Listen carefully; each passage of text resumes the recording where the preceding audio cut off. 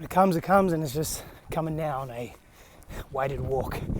Received a question: how do I become more present in my relationship? During conflict, during difficult conversations, in intimacy, in experiencing myself through the other. How do I become more present?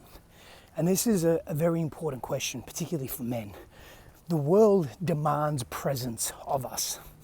It asks us to be more present, to be more in the here and now. What does this mean though?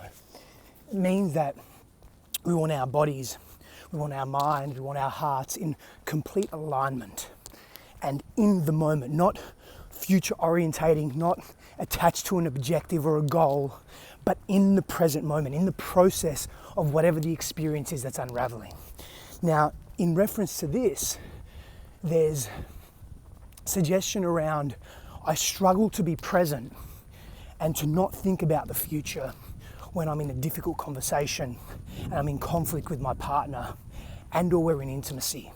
Let's look at some of the causes. Before we do that, let me talk about the downstream, the positive downstream effect of being in presence.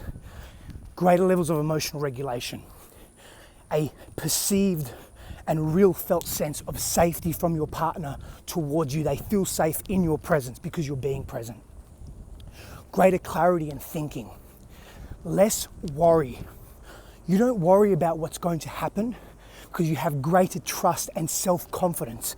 Confidence is a byproduct of practicing presence. And when you're more confident, guess what happens? You are a magnet for abundance and success. You are a magnet for honest, vulnerable, real conversations. You are a magnet for truth.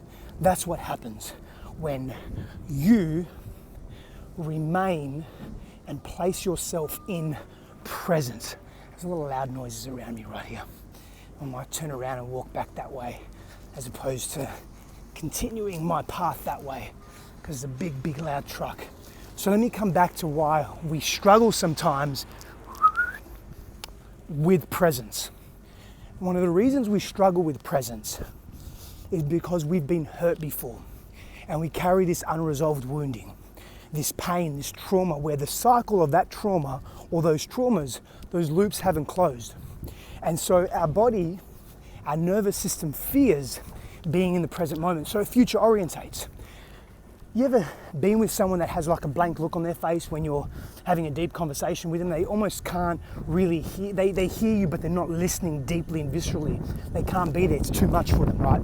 It feels too much, it feels too intense. And if we've experienced intensity in our past and in our lives and we haven't been able to regulate that intensity, being in intense moments, even a difficult conversation, even a conversation that's asking us to be a better version of ourselves, or that is, your partner's sharing something with you that she's upset about, and you immediately take it personally and you can't be present. So you're going to fix-it mode, you're going to future orientation, you're going to, what's the goal of this conversation? She needs to feel better about herself, so what can I do to help her feel better about herself, as opposed to just being super present and just listening and feeling and asking clarifying questions and not being in your own pain body, but just really feeling what your partner is saying. And the reason why we can't be in our pain bodies is because we haven't resolved that issue. Could be physical abuse, could be sexual abuse, could be teasing, could be bullying, could be one-off events. It could be something that's been chronic and consistent in your life, being told you're not good enough by one of your parents, not having friends, feeling alone, isolated, not being believed as a kid, whatever it may be. And so you can't hold that within yourself, and so you have to constantly escape it. So you're not present, you're not in the now moment. That means that you're somewhere else. Energetically, mentally, emotionally, you're elsewhere. And so as men, we need to heal those wounds. Now often, what happens is we need to heal those wounds with other men, because usually, not always, but usually, those wounds that we first experience that aren't resolved and aren't healed are in the context and in relation to other men. Turning around again. Come with me here. And so those wounds need to be healed in the presence of healthy men. We have to have a healthy redo. Now, even if those wounds and those experiences or experience isn't with other men, or was initially with other men, the onset of other men, pardon the wind,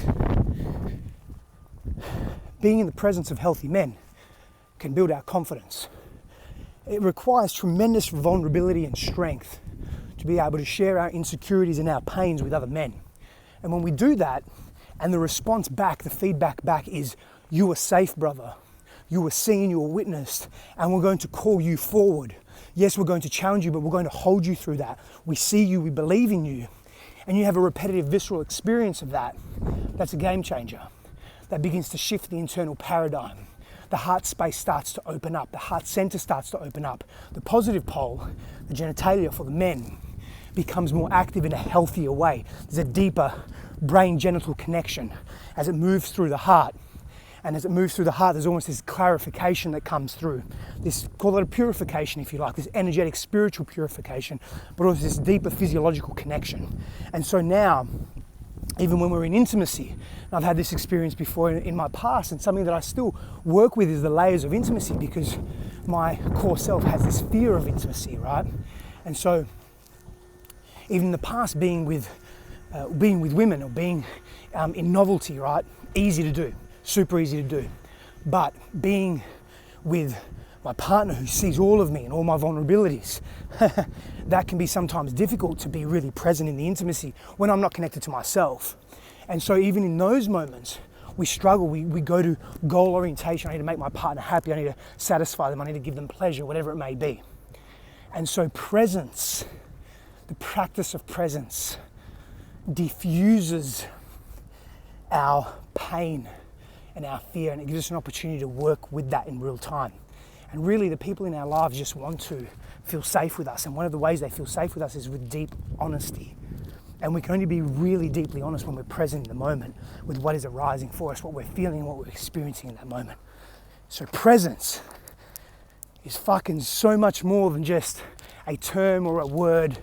When we say, I call it vertical vulnerability, where you're lengthened and erect in your spine, you're gazing softly into your partner's eyes.